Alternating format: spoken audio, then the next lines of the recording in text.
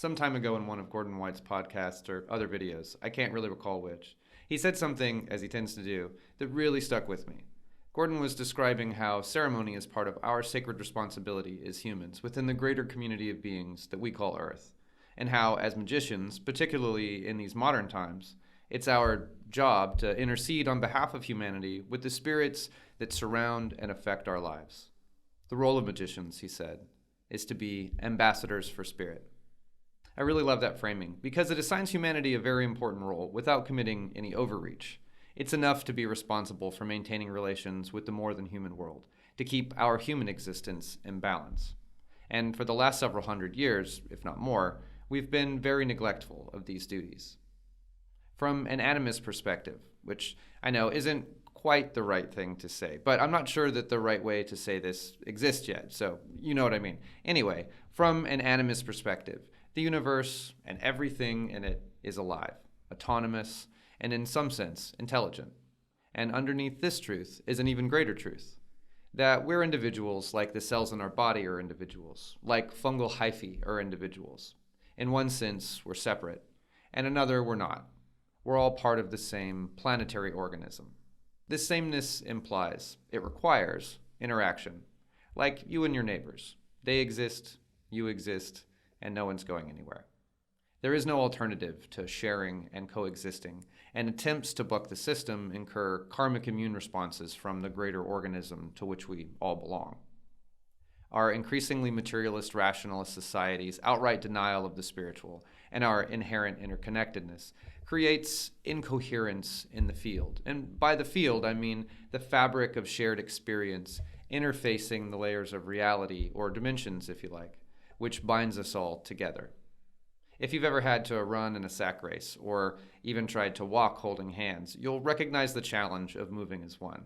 But this is precisely what the universe is, a sea of shared experience. Moving together is called coherence, but the king of the universe game that we humans insist on playing is throwing us off balance, and also threatens to topple the rest of the community of beings along with us. Ceremony, stewardship, gratitude, recognition, witnessing, and being with. These are the sacred duties of humankind.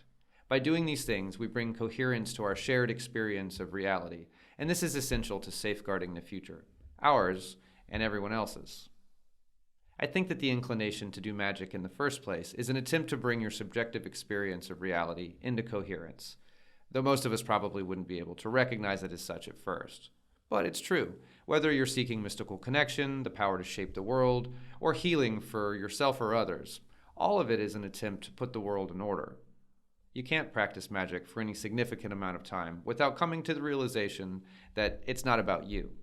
The universe is far bigger and far weirder than can be explained or understood simply, and far more haunted than we realize. This impulse to affect the universe, to influence our fate, it comes from feeling out of order and being willing to bend reality to bring it back into alignment. But it's out of whack in the first place because we're going through life unaware of the spiritual wreckage that we're creating. And this is what we desperately need to address through ceremony, stewardship, recognition, and so on. This is what magic really is, the art and science of negotiating with spirit. And I use the singular here deliberately because spirit is far more nebulous and indistinct than we're accustomed to in 3D physical reality. It's equally valid to say the universe, or the other, or even fairies or aliens, if you like. You're not even wrong if you think the answer is angels or demons. The universe tends to respond to you through whatever lens of belief you choose to see it through. Situationally, this matters, but generally it doesn't. I can't honestly tell if the jungle spirits I engage with prefer to be thought of as nature spirits, fae, or genus Loki. It doesn't really matter in practice. The point is that when you make efforts to engage with the universe through prayers, offerings, ritual, and magic, it responds, and things get interesting. Even amateurish attempts tend to be rewarded with confidence-boosting early successes, and I'd say this from personal experience. The other is waiting and eager for you to engage. In this episode, I'm going to discuss various practices of spiritual engagement, particularly in relationship to the natural world, and how, as humans, and especially as magicians, we have a sacred responsibility to bring coherence to the field through ceremony, ritual, and by acknowledging and expressing gratitude for the life and contributions of the more than human world around us. and I'll share some of my own experiences with attracting spiritual allies, forming relationships with them, and maintaining those relationships over the course of a long-term project. Stay tuned for all of that in just a moment.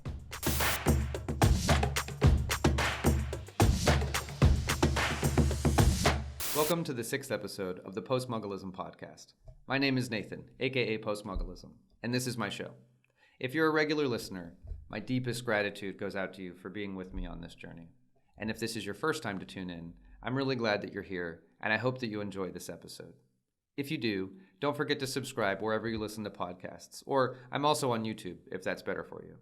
And since I'm trying hard to grow this podcast and get in front of more people, I'm not above begging you to share this with a friend who will appreciate it as well. So thanks for helping me get the word out too.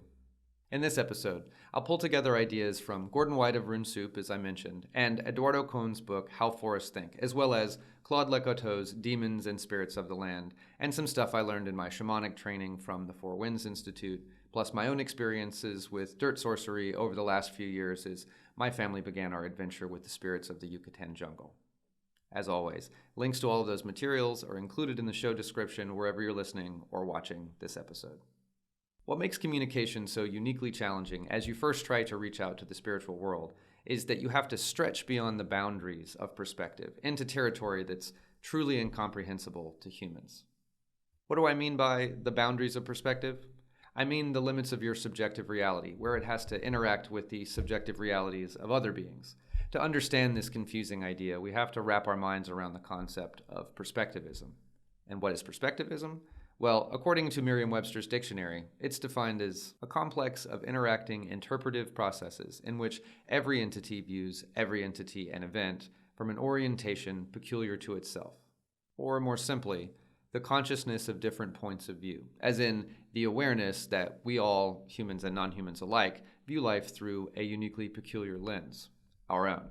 To greatly oversimplify the idea, I mean that it's difficult to understand the messages, much less the motivations of spirit, because the metaphorical language of their communication is obtuse and unfamiliar to us. Their logic is irrational from our point of view, our perspective. Given that Nietzsche coined this term, and many people find Nietzsche intolerably triggering, I think it's worth adding that a number of other important thinkers contributed to the corpus of perspectivist thought, and hey, even Nietzsche gets things right in the broadest strokes sometimes.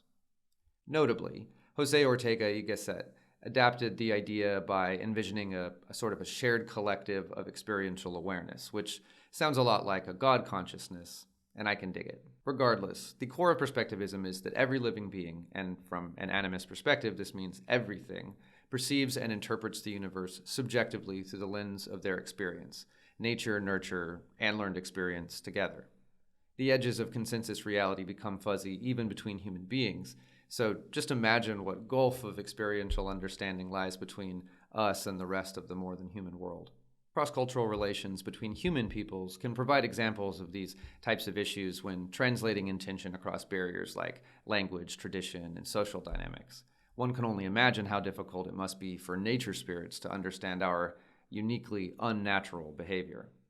And it's no easier on our end of the conversation either. In my experience, spirits are consistently unhelpful when it comes to human-style planning, like trying to prepare in advance, coordinating timing, and so on. I suspect that this is because time is perceived very differently by spirits. When I've tried asking questions like, when is such and such going to happen, I get answers like, after a new moon, or when the problem at hand has been resolved. Super unhelpful stuff like that. But it's also accurate in a mostly incomprehensible way.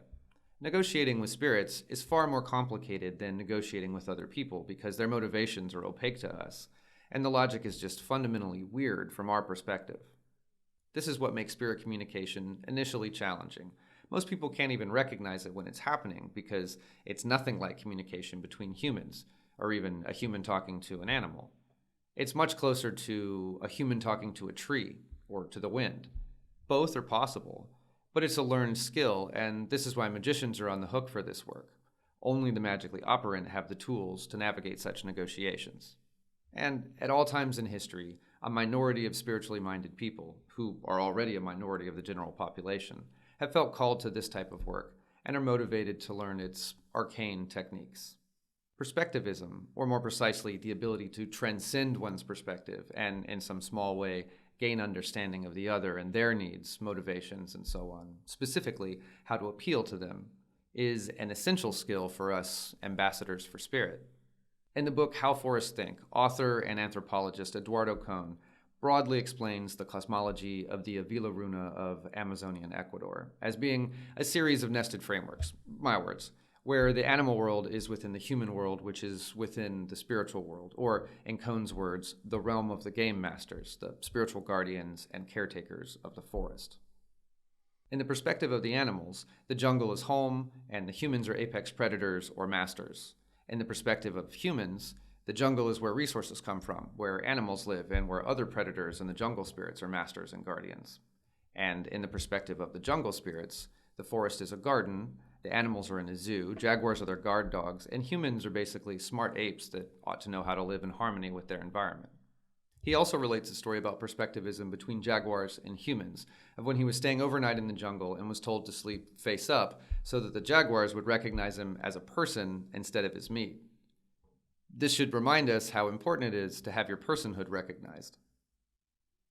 The premise of How Forests Think is that forest life is so incomprehensible to Westerners that we can scarcely expect to study and understand it anthropologically without accounting for our natural bias towards our own framework of mind. This is true, of course, but more crucial to the point that I'm making here is that to move from scientific observation to spiritual engagement, we have to go beyond the observation of the other. Kohn briefly mentions another aspect of the Avila Runa cosmology that I find fascinating and tangentially useful, relating the story of witnessing one of the families of Avila Runa that he spent time with, force-feeding their family dog psychedelic beer to essentially raise its awareness to the level of humans so that they could communicate with it to break a particularly bad habit. Their belief being that humans take psychedelics to be able to perceive spirits and spiritual understanding, so a dog taking psychedelics would elevate their consciousness to something closer to our level. I don't think I'll switch over to this method of dog training or anything, but learning this did give me a lot of food for thought. Kohn refers to this method of raising awareness as upframing, and it offers us guidance when navigating outside of a framework that we fully comprehend. Reading from How Forests Think. Here there too is a nested, increased ability to interpret as one moves up the hierarchy. Although the Runa can readily understand the meanings of dog vocalizations, dogs can understand human speech only if they are given hallucinogens. Similarly, although we humans need hallucinogens to understand the forest masters, these spirits can readily understand human speech. The Runa need only talk to them. The Runa in their everyday life see the game animals that they hunt in the forest as wild animals, but they know that this is not their true manifestation. Seen from the higher perspective of the spirit masters who own and protect these creatures, these animals are really domesticated. Now, I'll quibble with the Runa on the presumption that humans really understand the perspective of their dogs implicitly, but upframing is a useful concept to explore. Instead of this almost Neoplatonic hierarchy, I tend to assume humans and other physical beings are horizontally arranged rather than hierarchically, at least from the perspective of our spiritual guardians. And this fits a dimensional model as well, where the humans and animals coexist physically, and spirits move within the world invisibly, although they are present in some other sense, some other dimension. Nevertheless, upframing gives us a clue as to how to transcend our limited perspective and to share in the perspectives of other beings. If the spirit masters comprehend our way of being, and also the animal's way of being, and we can, through psychedelics or other means of inspiring gnosis, share in part in the perspective of the spirit masters, then we can likewise tap into the higher awareness to gain understanding of others' perspectives as well. Nevertheless, upframing gives us a clue as to how to transcend our limited perspective and to share in the perspectives of other beings. If the spirit masters comprehend our way of being, and also the animal's way of being, and we can, through psychedelics or other means of inspiring gnosis, share in part in the perspective of the spirit masters, then we can likewise tap into that higher awareness to gain understanding of other perspectives as well. Or, said differently, by sharing in the collective God consciousness, we can also be given glimpses into the perspectives of any others in the more than human world. Through adjacency, observation, and being with, we can become more sensitive to the transmission of spiritual feedback. But feedback from what spirits exactly? Who are we engaging with? It's very difficult to say with any conviction that any magician knows who they are engaging with beyond trusting their intention to do so. The very premise of invocation, or connecting with the spirit in general, is to surround yourself with objects and materials of a similar essence to the spirit, and then to bring that essence into your awareness through reciting prayers, hymns, and certain words, for example. So, intention is the very means of contact in the first place. With the many names various spirits have taken over the millennia, and the many cosmologies in which they take part across the world, there is very little practical value in categorizing or identifying spirits too specifically. In my experience, you get what you call upon because spirit is far more amorphous and indistinct than we're accustomed to encountering in the visible physical world.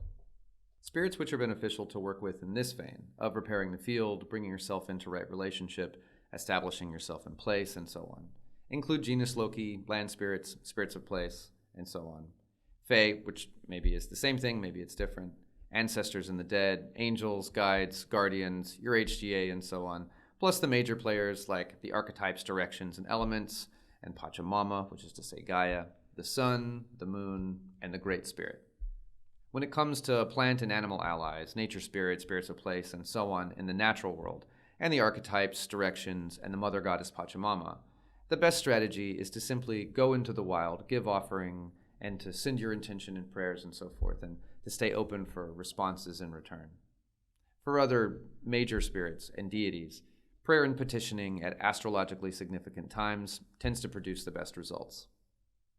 When it comes to the Great Spirit, I like to use an old analogy from my corporate life, where I would ask which is more likely to work, trying to get a meeting with the CEO of a company or the director of the department that's relevant to whatever it is that you need. I prefer to simply send gratitude to the Great Spirit, God, the universe, or whatever you like to call the supreme architect of the universe, as the Freemasons say, and work magic with the gods and spirits under God. Our attempts to bring ourselves into right relationship are themselves offerings to the Great Spirit, that totality of divinity and creation, the pleroma, the living cosmos, and so on. By living right, we participate in co-creation and commune with the Great Spirit simply by our being in coherence. Thanks for listening to this episode of the Postmugglism podcast.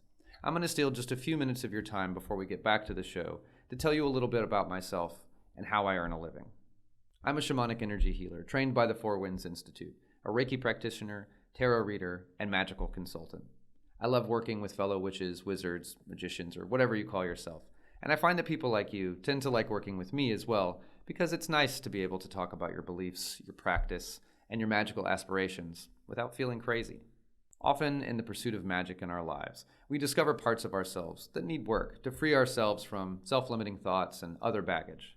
And at other times, chronic problems with our health can interfere with our goals and our practice. Energy healing can be very helpful in situations like these. So if any of this is resonating with you, please reach out to me at nathan@sacredserpent.co. Or you can also check out my shamanic practice online and even book a session with me there anywhere in the world over Zoom at www.sacredserpent.co. That's .co, not .com. sacredserpent.co. All right, thanks for letting me share that bit of info. Now, back to episode 6, Ambassadors for Spirit. I've mentioned, generally, that our sacred responsibilities as humans living here in the Garden of Eden include ceremony, stewardship, gratitude, recognition, witnessing, and being with, at least. But what are our specific responsibilities? The answer, of course, depends on how you live, what you consume, and so on. But there are some universals.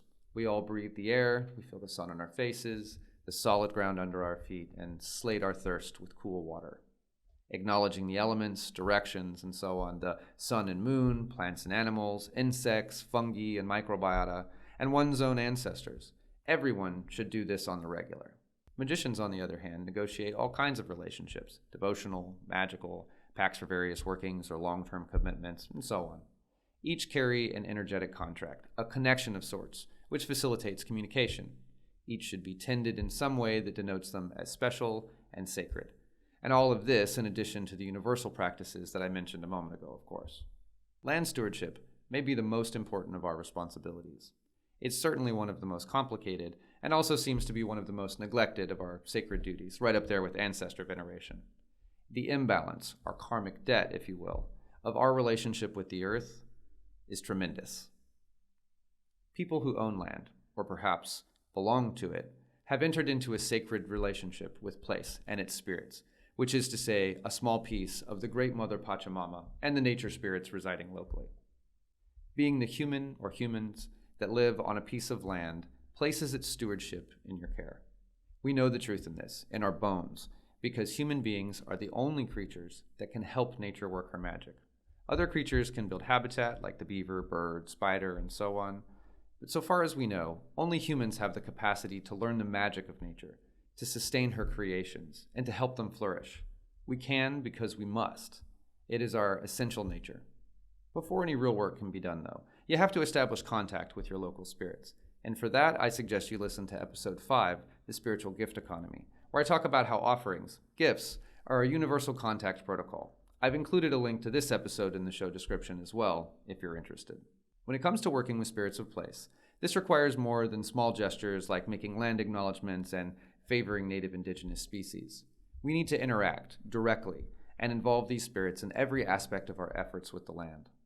Fortunately, history provides us many clues to follow as we experiment with this process and navigate the complexities of spiritual engagement. One of my favorite magical historians, Claude Lecoteau, wrote a book called Demons and Spirits of the Land, which I've mentioned before on the show. The book compiles and compares a wealth of medieval literature and lore about land spirits, fae, and other supernatural beings, and how humans have historically managed coexistence with them. In the book, Lecoteau provides a rough outline of the process of gaining permission to build on land, particularly wild or undeveloped land. It's a fascinating journey, replicated across cultures and time, to the point that it can be loosely considered a technique. First, a divinatory method is used to identify the appropriate place. Offering this up to randomness is key to allow the gods and spirits to weigh in. Next, offerings are given in thanks to the spirits who led you to the land, and to the benefit of the land as well. And personally, I recommend continuing this as a regular, ongoing practice. After expressing gratitude, it's also essential to mark the bounds or boundaries, circumambulating the property border in a ritual designed to carve the space out of the wilds, separating it from the spaces governed and guarded by the spirits. Fire was traditionally used, but suffumigation is a less risky alternative and worked just as well for me. You could also ritually cut the boundaries with an iron blade. By marking the bounds, you're taking responsibility for care of the land and for its protection. Now, protective rights are also your responsibility and should be kept up periodically.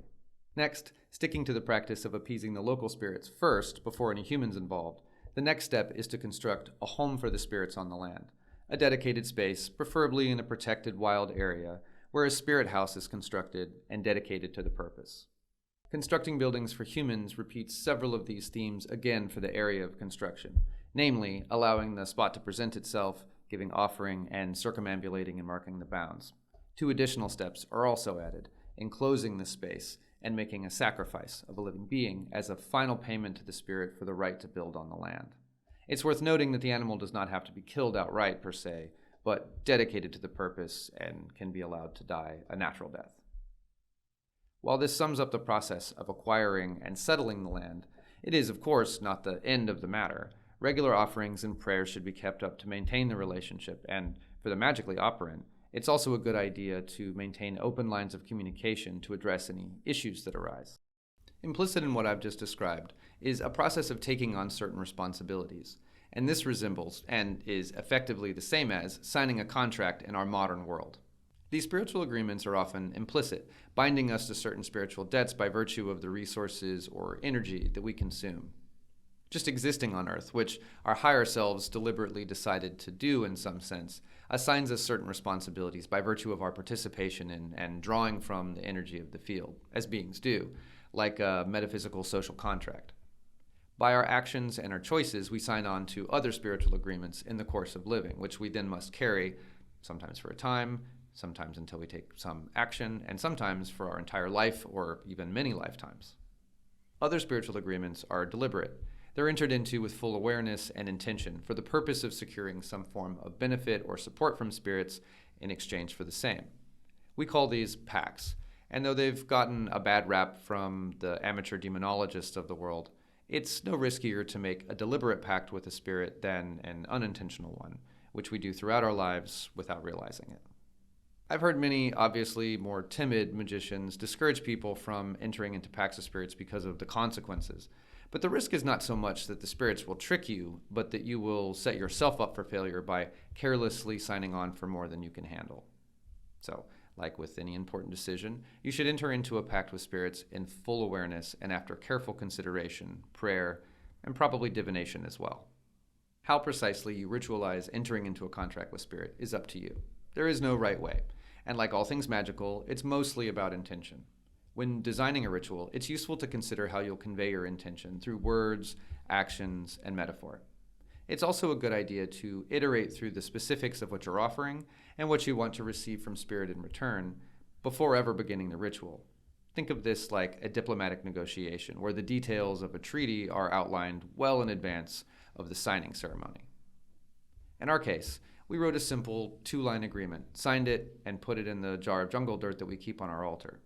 We did this with great ceremony, of course, but the negotiations had all taken place long before the actual moment we officially entered into the agreement. Our agreement outlined our role and what we're petitioning the spirits to provide. We offered stewardship, meaning the dedication of time and resources, to increase the biodiversity of the land and helping all of its life to flourish. And we offered to consult with them in any major decisions and to involve them in our design and planning process. In return, we asked for their blessing, permission, and protection, and the protection of any visitors, workers, etc., and their support in navigating the process of acquiring the land, building on it, and transforming it into a cultivated forest and our sanctuary. Of course, one is reliant on their internal processes to validate this experience, to confirm that the spirits are indeed in agreement and committing to their part of the deal. But this is just how spirit communication works. It's never straightforward, and it requires discernment and validation. The proof is in the results. Our results were immediate and enduring. Right from the start, we've been blessed with trustworthy people to work with, an extremely patient and helpful seller, neighbors and workers that are helpful and happy to educate us, many of which speak just enough English to make up for my terrible Spanish. I recently built a road, 4 meters across and about 200 meters long through the jungle, for the equivalent of about $3,000 US, with the help of Eduardo, our Mexican neighbor who owns the adjacent lot. I met him one day when I was out at the property making our regular offerings, and he sought me out to see if I wanted to split the cost of a road, a gate, and an electrical transformer, some of the most challenging and expensive aspects of the project ahead. This type of good fortune isn't typical. It's hard to do a lot of things as a foreigner in Mexico. I've been trying to set up a bank account for 3 months, but we built a road in 4 days. And our journey has been full of stories like this. Not everything is easy, far from it, but nothing has been difficult either, and what we're doing isn't simple or straightforward. We have no doubt that our good fortune is a result of our spiritual allies and how much energy that we've put into those relationships. So what happens if you don't maintain these relationships? You get lazy or forgetful, or abandon those practices once you get what you want out of the deal. For the answer to that question, we need only look at the modern world. Many projects encounter bad luck and delays. Sometimes people are injured, and projects often go over budget due to accidents, mistakes, and so on. And few projects in the modern world are undertaken without significant damage to the environment and the spoiling of whatever life was there previously. This, in itself, is a great loss, and when taken in aggregate across the globe, it adds up to the famed polycrises bemoaned by the globalists so loudly today. But unfortunately for both them and us, no amount of solutionistic interventions are going to solve the underlying metaphysical problem, our disordering and imbalancing of reality, or discohering, if I can be permitted to invent a word for this purpose. Moving out of right relationship causes systemic imbalance, which the cosmos attempts to correct by making often harsh adjustments. Like skin pushing out a splinter, pressure and inflammation build up in the wound until it washes itself clean. In our subjective experience, this can be quite unfortunate, so it's very important to clean up after oneself energetically, to replenish what is used, and to give in greater percentage to what you take. It's not hard to slip out of right relationship either. We have very bad habits with regards to spirit, and fighting the internal programming of materialist rationalism and those progressivist tendencies of the Western framework of mind is not easy to do. It's almost inevitable that you'll make a mistake, commit a minor offense at least. While trying to avoid any major issues, Minor ones can usually be resolved with a little humility and a willingness to adjust. This happens in the course of doing business with spirits. Course correcting is a natural part of the process. In my experience, the land spirits at least, are fairly forgiving and understanding if your intentions are in the right place. But what does that look like exactly? Well, I just so happen to have a good example of this right now, as I've begun clearing brush and small trees and having some preliminary work done before construction begins on our land, and the jungle spirits recently had some uncomfortable feedback for me. We just completed building a road, like I mentioned, and carving out a circular driveway right up to our property. A few weeks back, we had a survey team out on the property drilling holes to test the ground where we want to build the house, and they unceremoniously carved a path through their big drill a few hundred feet through the jungle. It's been quite a busy time on the property recently, and there have been a fair number of small trees cut down or bulldozed in the process. It pales in comparison to what's ahead, I'm afraid. Heavy machinery, noise, and destruction are just part of the process. But before this recent work, no one had disturbed this undeveloped land for many, many years. I check in regularly with our jungle spirits to pay tribute and make sure that everyone is comfortable with what's going on and that they feel like we're holding up our end of the bargain. Most of the time, I get a pretty chill vibe. Maybe a positive feeling if we're making progress or if it's just been raining and the jungle is happy. But after the road was built, I stopped by our sacred tree to leave offerings and check in as I do, and the response was quite different. Instead of calm, quiet, or positive vibes, I felt a hesitancy or a sort of reserved awkwardness, like someone needed to tell me something, but they weren't quite sure how to say it. Sitting quietly for a few moments, I got the impression that the spirits were concerned about an imbalance of life and death, not so much on the property as in the project itself. I think they weren't so much offended as trying to offer me guidance, as I've often requested. But it still stumped me, and I wasn't sure how to process the messages I was receiving. I wondered for a moment if this was my own guilt talking because of the recent damage I'd caused, but I didn't really feel like that was the case since I was pretty proud of myself for managing the project and for knocking this big to-do off of my pre-construction list.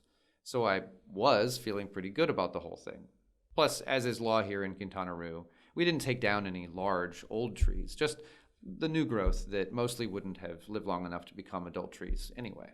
The jungle is thick with brush. You can cut a lot down, and it'll grow back very quickly, as long as you don't disturb the soil or kill the mother trees, those trees that draw the moisture up to the surface with their deep roots. Obviously, building a road disturbs the soil where the road goes, and disturbs the microclimate by exposing it to direct sunlight. But the clearing of the brush I've been doing on our actual property is pretty minor in the grand scheme of things. It's also unavoidable because we're eventually going to be building in the places where I've been cutting. Eventually, a larger road will be built where I just built a road. The way it works here in Mexico is that the government doesn't get involved until long after there's a good reason to do so. If the residents of an area like this want a road to get built, they're allowed to build roads where the municipality and the local ejido, an assembly of indigenous families that have been granted large swaths of land decades ago, outlined in their mutual development plans. So if the ejido is good with you building a road where one has been designated, you can build a road. All our ducks were in a row.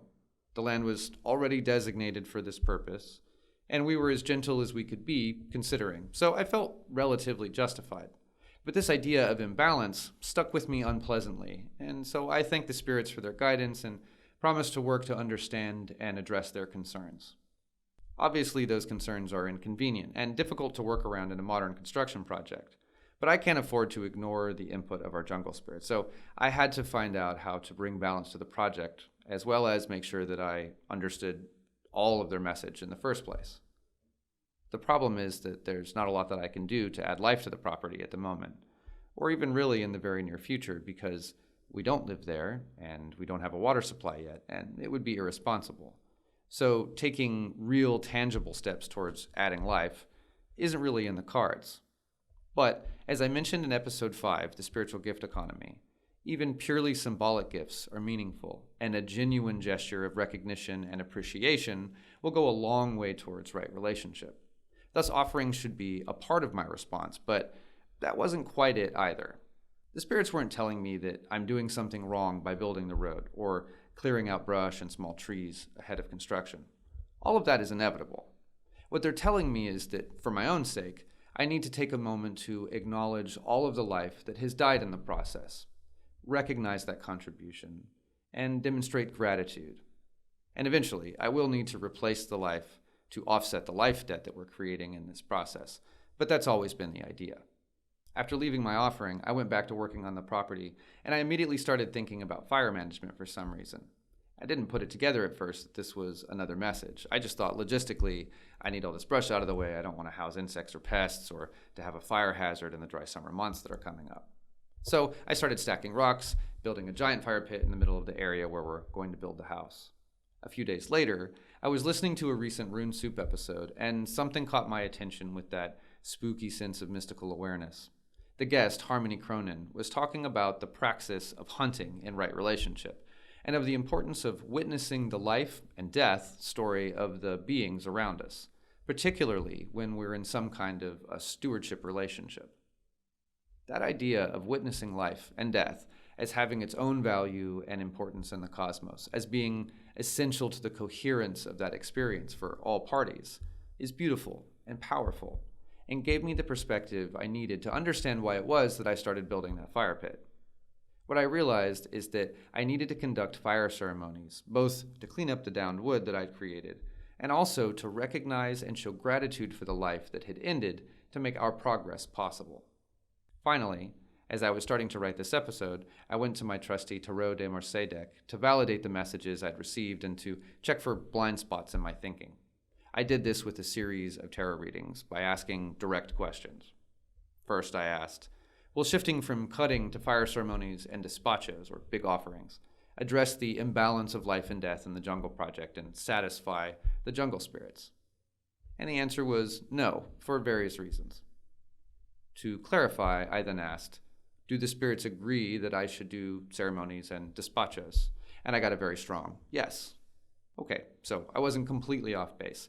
I was just missing some of the context. So I asked, do they want me to stop cutting for now? And I got a yes response, but the spread gave me the impression that I was still missing something. So I followed up with another question. Do they want me to conserve as much jungle as possible for now and wait for inspiration? Meaning inspiration from the spirits and the jungle itself. This got a very strong confirmation. But just to be sure, I did a final spread for the question, do I understand the full message from the spirits now? And got another strong confirmation. See, this is why I frequently rely on tarot to navigate more complex interactions with spirits where I feel like I'm potentially missing some part of the picture. The visual language of tarot and my familiarity with it makes it easier to sort out the spirit logic with a combination of broad and then narrow yes-no questions. If nothing else, it's easy to eliminate the wrong answers with tarot, and that's still pretty useful. What does all of this mean for our land and our project? Well, as I've said, I started constructing a fire pit, and this feels like the right direction to go in, moving from cutting to reclaiming. Along with the several fire ceremonies that it will take to clean up all the down brush and trees and such, despachos, or big offerings, will also be given to the land in lieu of and promise of the future life that will bring to the property after construction. In addition, there is also the matter of doing it my way versus waiting for inspiration. The results of the tarot reading confirm that the spirits want me to stop cutting for now, to preserve as much as possible for a more nuanced and delicate approach. I wasn't going to continue cutting aggressively anyway, but just to be safe, I'll just shift away from that completely for this next little bit. But more importantly, the spirits reminded me of a guarantee that I made to them as part of our pact, that I would involve them in the design and ideation of any of the projects on the property. I found the spot where we're going to build the house originally by asking the spirits to show me the right place. So I started this process on the right foot. But somewhere along the way, I got caught up in the need to make progress, and the spirits are just reminding me, gently, to remember to appreciate the process, to take my time, and to let the jungle speak creatively. And honestly, this is probably really good advice. Things are constantly changing and updating in the project. We're making gradual progress, finally. So I doubt we'll be on pause for long, but I totally understand and respect the vibes that I'm getting from the jungle spirits, and I have plenty to keep me busy, bringing this project back into balance and right relationship. I benefit far too much from the allyship of these spirits to ignore them, and I know our project would suffer from such an oversight. More importantly, the point of our project, of building sanctuary in the jungle in the first place, is to move ourselves towards right relationship, So this is just part of doing business with spirits. Diplomacy, ambassadorship, is often a complex matter, trying to balance the goals of parties which don't necessarily share the same contexts or values. And as ambassadors, we can't allow ourselves the convenience of self-centered thinking. We must acknowledge and seek to understand the needs and motivations of the other, often without the benefit of a clear explanation. Which brings us back around to perspectivism and why it is so key. Gods and spirits aren't here to entertain you or just to be conjured for your magical purposes. The spiritual beings that you work with are alive, intelligent, and motivated to their own ends. Where those ends overlap with ours, we can collaborate, and there seems to be very good reasons to do so. Both sides can benefit from and recognize the fact, but the process is not without its cultural complexities and must be navigated with caution, care, and a receptive but discerning mind. That's why this path isn't for everyone. Everyone should acknowledge the spiritual, pay tributes to local spirits, and so on. It all helps to strengthen the field. But the deeper work of identifying spiritual imbalance and working with spirits to negotiate coexistence, support and protection, blessings, and so on, this is the work of magicians, shamans, and spiritualists. I have a feeling that as society moves further into the despair of decline, more and more people will abandon the cold, dead reality of materialist rationalism, and at least open their minds to the possibility of a magical cosmos. Magic can thrive in the shadows of the unexplained, but hides itself from anyone too convinced of its impossibility. But the future that the religion of science promises is too bleak for humanity to abide for long. We're built to flourish against the odds, and when we're forced into that situation through our own actions and misunderstanding, we'll realize our mistake and course correct. In so doing, humanity will, person by person, slowly realize that we need magical thinking and irrational optimism. They're part of the secret formula for thriving in this universe.